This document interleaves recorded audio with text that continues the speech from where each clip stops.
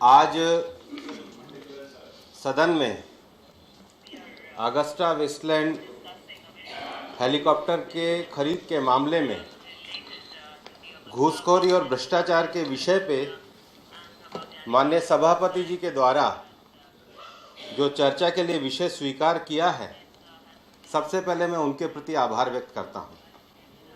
और मैं इसलिए आभार व्यक्त करता हूं कि आज की ये चर्चा 3 कारणों से बहुत महत्वपूर्ण है। पहला विषय, ये चर्चा बहुत सामयिक है। दूसरा विषय, ये चर्चा बहुत गंभीर है। और तीसरा विषय, ये चर्चा आने वाले समय में देश के लिए एक दीर्घकालिक नीति बनाने में भी सहायक सिद्ध होगी। ये चर्चा इसलिए सामयिक है और इसलिए रेलेवेंट है कि हमने लोकतंत्र में लोगों तक अधिकार तो बहुत पहुंचाया, लेकिन पूरा देश जो व्यवस्था हमने खड़ी करी और उस व्यवस्था में जो भ्रष्टाचार का विषय है, और भ्रष्टाचार इतना धुन की तरह लग गया है कि वो सारी व्यवस्था को अंदर दीमक की तरह खा रहा है। आज जनता ये सुनना चाहती है कि भ्रष्टाचार के विषय में, उसकी नीतियों के संबंध में हम क्या विचार रखते हैं। और ये गंभीर इसलिए भी है कि भ्रष्टाचार सेना के संबंध में जो वीवीआईपी हेलीकॉप्टर खरीदे गए, सीधे सीधे सेना के संबंध में जब कोई बड़ी खरीद होती है और उसमें जब इस प्रकार के प्रकरण आते हैं तो उसके कारण गंभीरता बढ़ जाती है। और ये दीर्घकालिक इसलिए भी है कि देश की रक्षा प्रणाली में खरीद किस प्रकार की हो। मैं माननीय रक्षा मंत्री जी को बधाई देना चाहूंगा कि उन्होंने आने के बाद देश की रक्षा प्रणाली के लिए डिफेंस प्रोक्योरमेंट पॉलिसी 2016 आज सार्वजनिक करी है। और इसलिए जब ये चर्चा पूरी होगी तो इस चर्चा के द्वारा ये विषय निर्धारित होना चाहिए और हम सभी का दायित्व है कि आखिर देश के रक्षा प्रणाली में खरीद में किस प्रकार से हम पारदर्शिता को विकसित करें।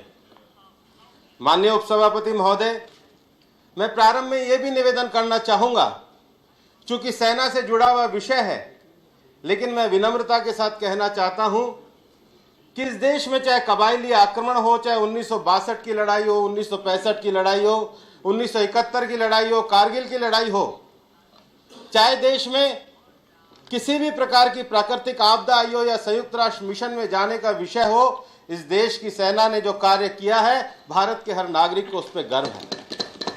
महोदय, मैं इस बात को जानता हूं कि बचपन में जब भी मैं गांव छुट्टियों में जाता था तो हम 62 के, 65 की और 71 की लड़ाई की कहानियां अपने फौजी भाइयों से अपने गांव में सुना करते थे। और कभी कभी कुछ पंक्तियां आपके मन में इतना असर डालती है कि मैं जब भी 1962 की लड़ाई में कमाऊ कंपनी के रेजांगला के शौर्य को सुनता हूं तो वो पंक्तियां मेरे ध्यान में आती है जो हमारे सैनिकों के लिए वहां लिखी गई है। How can a man die, better the facing fearful odds, for the ashes of his father and the temple of his gods।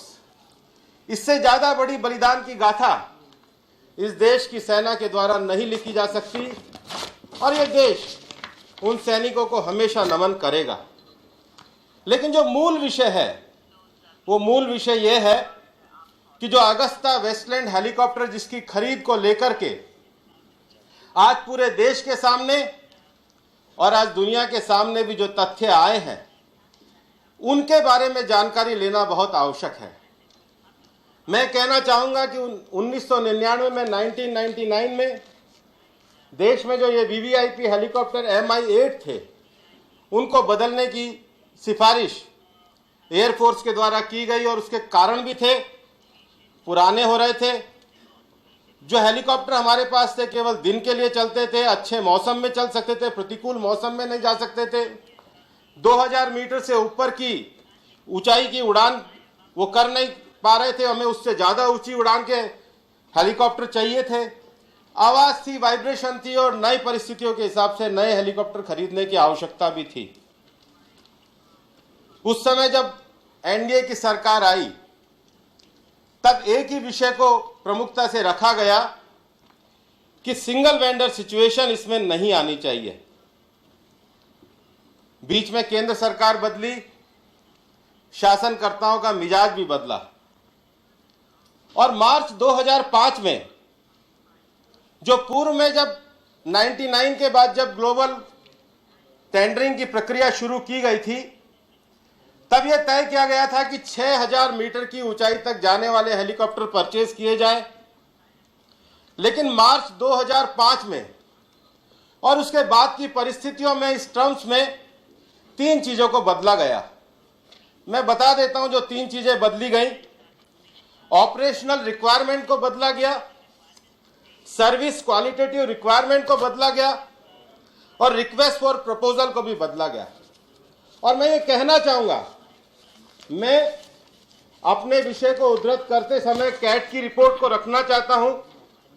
माननीय उपसभापति महोदय, 13 सितंबर 2013 की रिपोर्ट है और तत्कालीन प्रधानमंत्री जी ने जब इस विषय में खरीद के संबंध में अपने नोट में कहा था, तो उस समय माननीय प्रधानमंत्री जी के द्वारा कहा गया, the fact remains that despite the direction of the PMO to make the SQR broad based to increase competition, the SQR were made more restrictive, which narrowed down the choices to limited range of helicopter being capable of meeting the requirement of PVIP fleet.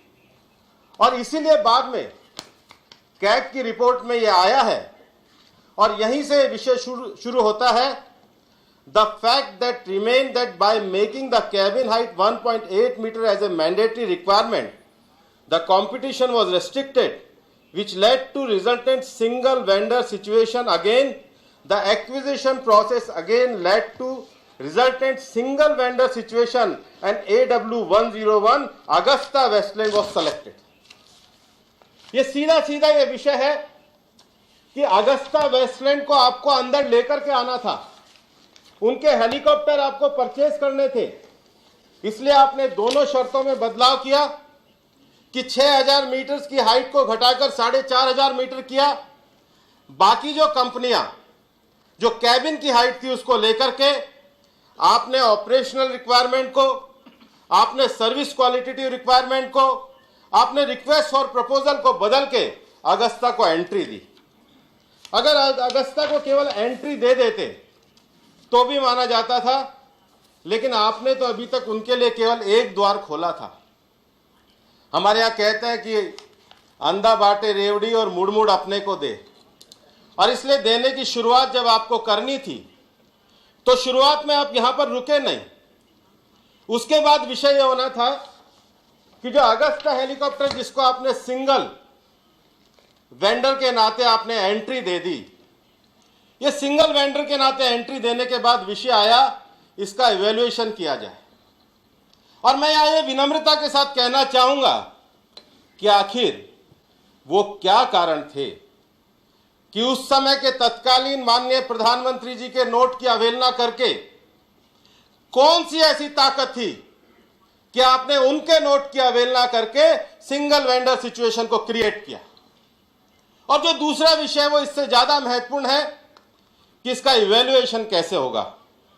और field evaluation के लिए ये मानक तय किए गए कि इसका क्लाइमेटिक, एल्टीट्यूड और टेरेन कंडीशन का अध्ययन किया जाए।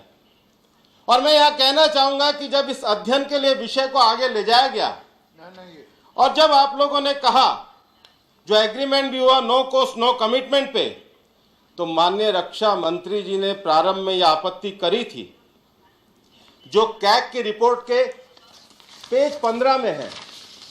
उसको अगर पढ़ा जाएगा तो चीजें स्पष्ट होती है कि आपने एक दरवाजा खोलने के बाद कितनी आसानी से उनके लिए दूसरे दरवाजे को भी खोला।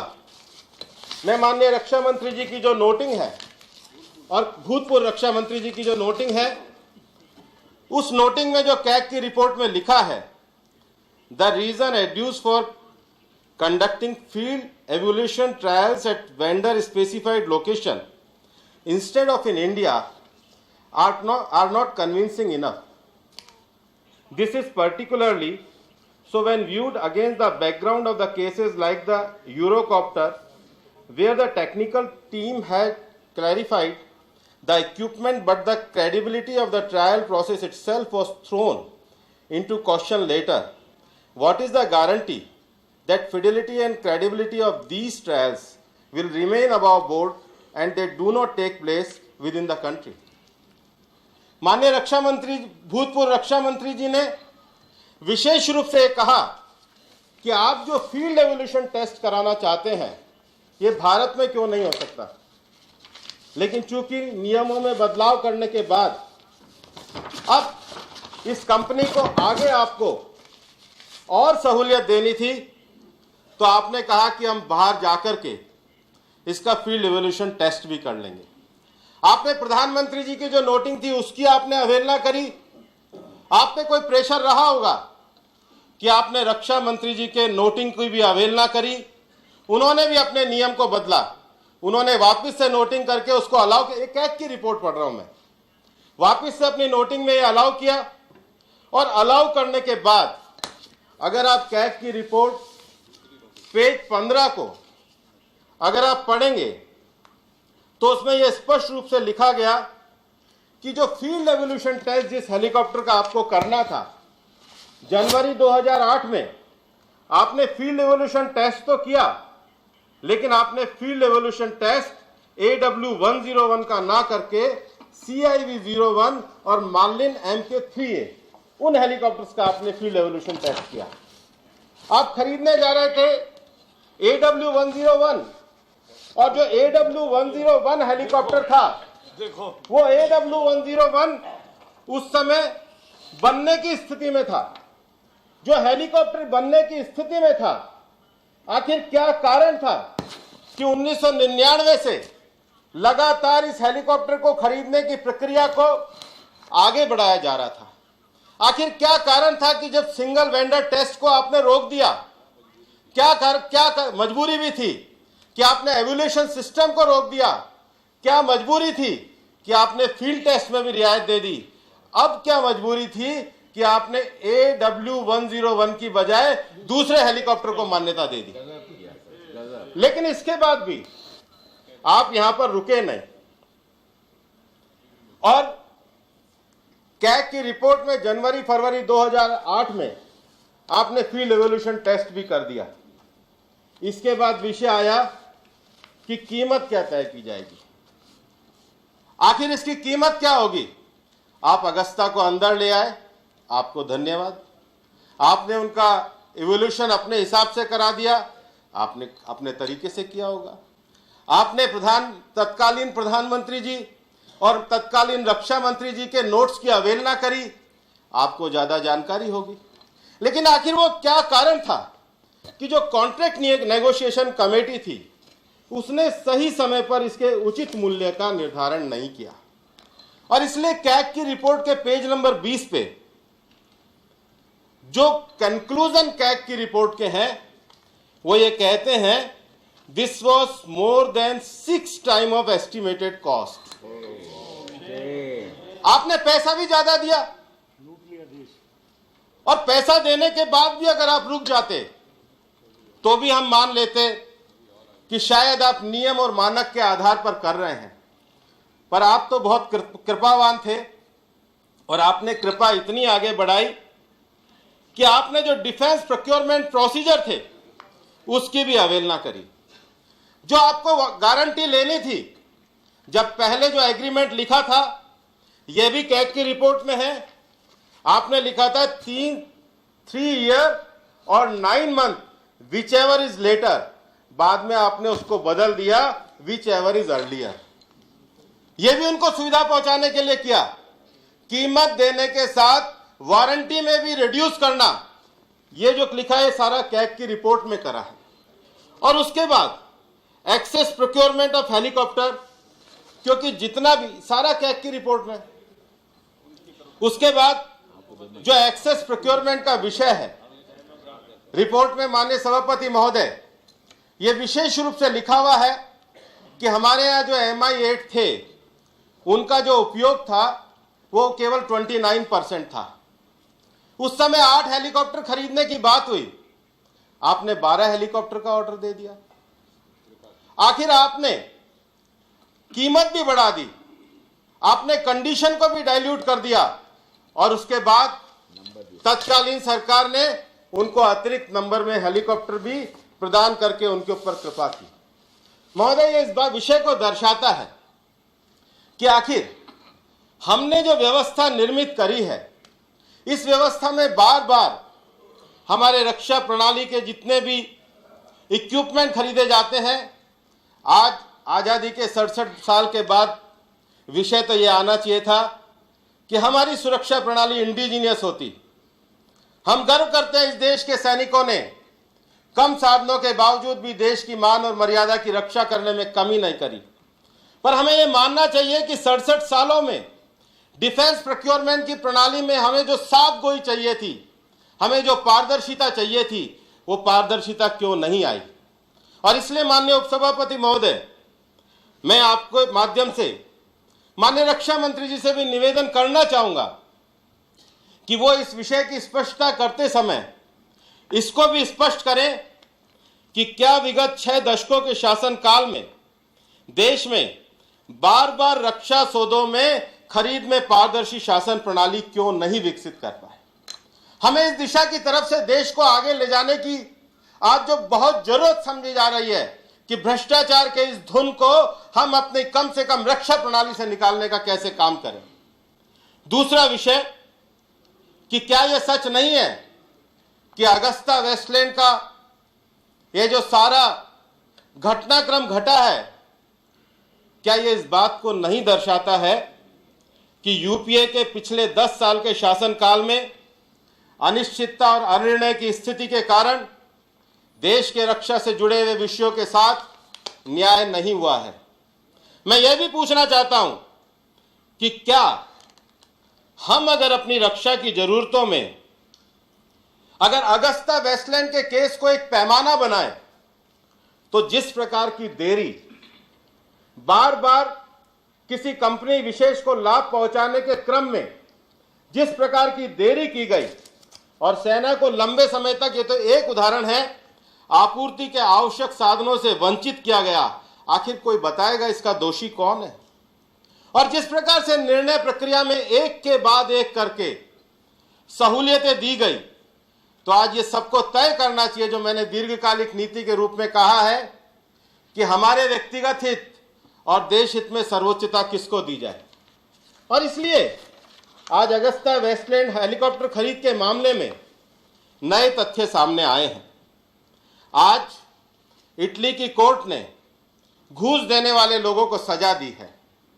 यह सच है कि जिस कंपनी से हमने समझौता किया वो लंदन बेस्ड थी और जो कंपनी मैन्युफैक्चरिंग थी वो इटली बेस्ड थी। वो उनकी सब्सिडरी कंपनी हो सकती है, लेकिन अगर दुनिया का एक देश आज इस बात को पता कर सकता है कि उनके देश में घूस देने वाले कौन थे, तो हमारे यहां घूस लेने वाले कौन हैं, उस पर कार्रवाई यूपीए सरकार ने समय पर क्यों नहीं करी। आखिर कैग को जब यह पता पड़ गया था 13 सितंबर 2013 को कैग ने यह रिपोर्ट दे दी थी, तो तत्कालीन सरकार ने इस पे कार्रवाई करने के लिए, इस पे ब्लैकलिस्ट करने के लिए और इस पर सख्त कदम उठाने के लिए कोई कार्रवाई क्यों नहीं करी। और आज तो जो पीआईबी की विज्ञप्ति 28 अप्रैल 2016 को भारत सरकार ने जारी करी है, हम तो भारत सरकार से निवेदन भी करना चाहेंगे कि जो तीनों विदेशी अभियुक्त हैं, श्री कार्लो गिरेसिया, श्री ग्यूडो हेचके और श्री क्रिश्चियन मिशेल के खिलाफ तुरंत से तुरंत कार्रवाई करके उनको सामने लाना चाहिए। लेकिन माननीय सभापति महोदय, मैं ये कहना चाहूंगा कि इस समय सदन में चर्चा एक बहुत गंभीर माहौल में हो रही है। अगर उस माहौल में हम इस बात की सार्थकता को भी देखें, और मैं यहां पर टाइम्स ऑफ इंडिया का 27 अप्रैल का एक नोट पढ़ना चाहूंगा, जिसमें यह कहा है कि मिलान कोर्ट ऑफ अपील का जो जजमेंट है उसमें यह शो किया गया है the order also shows that middlemen dropped name of politicians on both sides. आखिर ये कौन राजनीतिज्ञ है? आखिर ये जो संशय के बादल उठ रहे हैं, ये जो डायरी में नाम लिखे जा रहे हैं, इसका खुलासा जरूर होना चाहिए।